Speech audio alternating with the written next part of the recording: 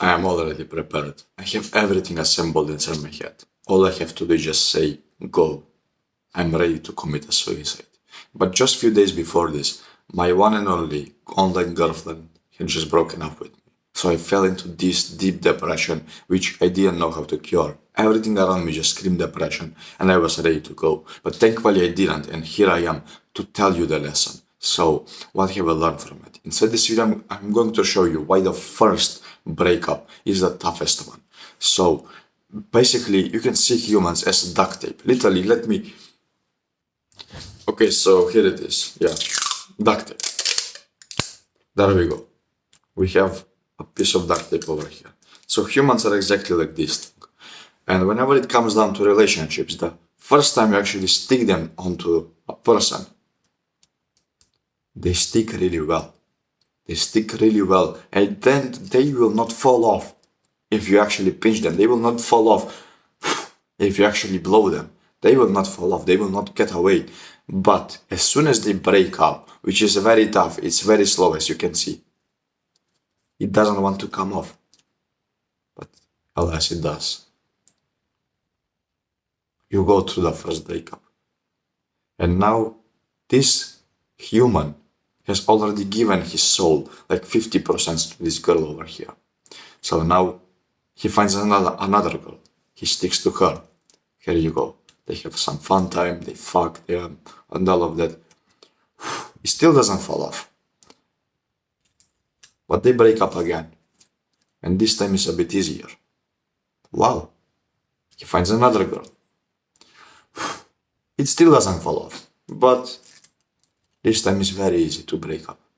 And then you have the fourth time, the fifth time, the sixth time, the seventh, eighth, ninth, 10th, until they can basically just fall off at any given moment, even though they were married. So this is what happens every single time you go on and actually enter a relationship. Just remember this duct tape that I just showed you. This is an example from a very successful guy, that he actually taught me this.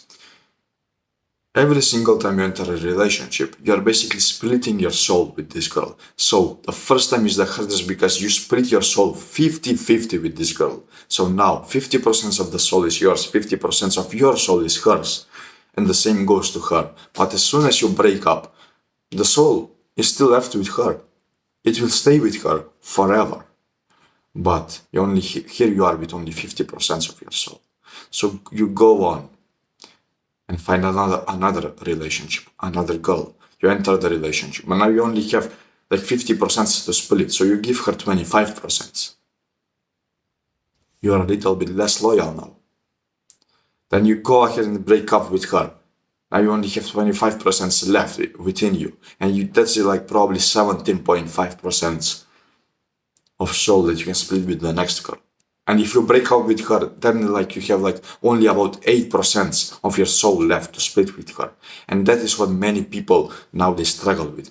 Imagine what happens to the girl that has like body count of 20. Do you think she has any kind of soul left within her? She does not have a crap. She has nothing. Nothing. So that is why the first relationship is the hardest to break.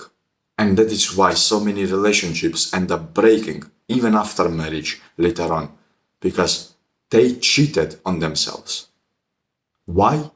Because they were with so many guys and girls before that. So I'm not an expert at this, bro. I'm not somebody that can tell you, oh, I slept with thousands of girls and that's what I discovered. This duct tape example, you should remember it. Well, you should remember this duct tape example, but I'm not an expert over here. So I'm telling you this from my personal experience. I have a girl right now, but if I split up with her, I wouldn't feel so bad because I only gave her like 25% of my soul. And probably not even that because we are not even that serious so far.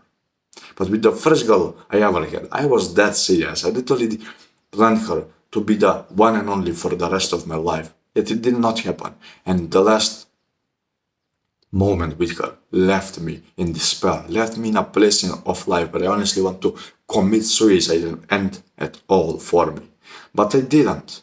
And here I am teaching you this lesson. So if you just broke up with somebody, perhaps it was a good thing, perhaps it was a bad thing, whatever, just forget about it and remember this thing. Choose your partner very well next time, because you only have like 25% left. And if you still don't have a relationship yet, don't even choose a partner. Don't even choose a partner. Just go improve yourself, create yourself to be this 10 out of 10 person, and then go on and find the girl. Basically, the girl will find you.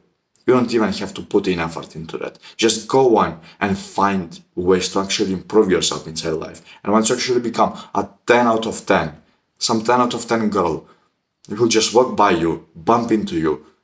Wait, this guy's pretty nice. There we go. And there you are. Now you have a girlfriend and perhaps a wife. That is what you should do whenever it comes down to relationships, at least from my perspective. And if you want experience, bro, don't come here telling me, oh, but I'm doing it for the experience, I'm being a degenerate for the experience, I should go ahead and fuck as many girls as I want, because if I don't actually do that, I will not have the experience.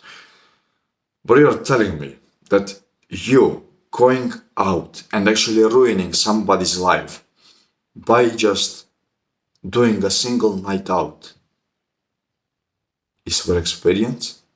You literally just ruined somebody's chances. You literally just ruined somebody's life. You literally made another girl 50% more likely to cheat on her future husband and end up into depression. Do you honestly believe that that is for experience? Fair enough, bro. Go out, speak with girls. Actually, in some way, even flirt with them if you want.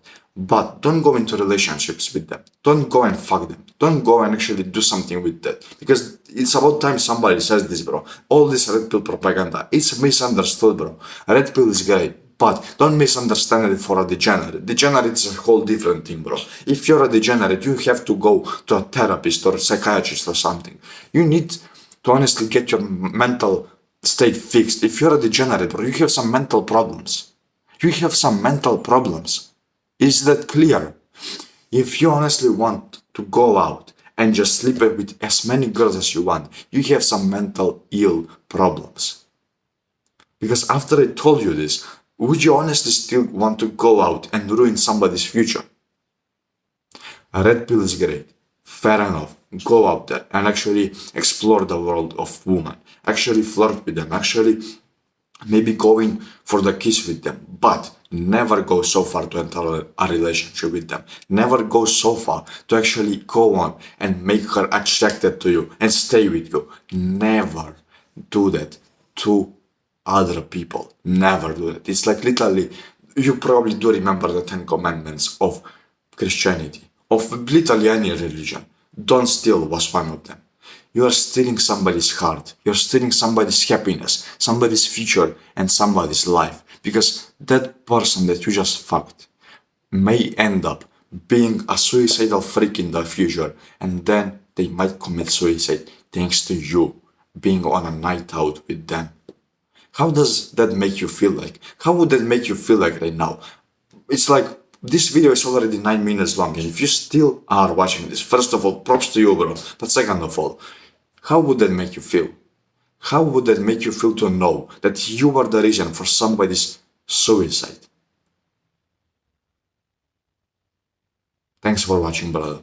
And if you want somebody to help you out, somebody to push you forward, somebody to keep you there at those lonely times, whenever you're on this self-improvement journey, you can go on and join my free school community called The Grow. The first link of the description it is, and I will see you inside there, brother. Adios.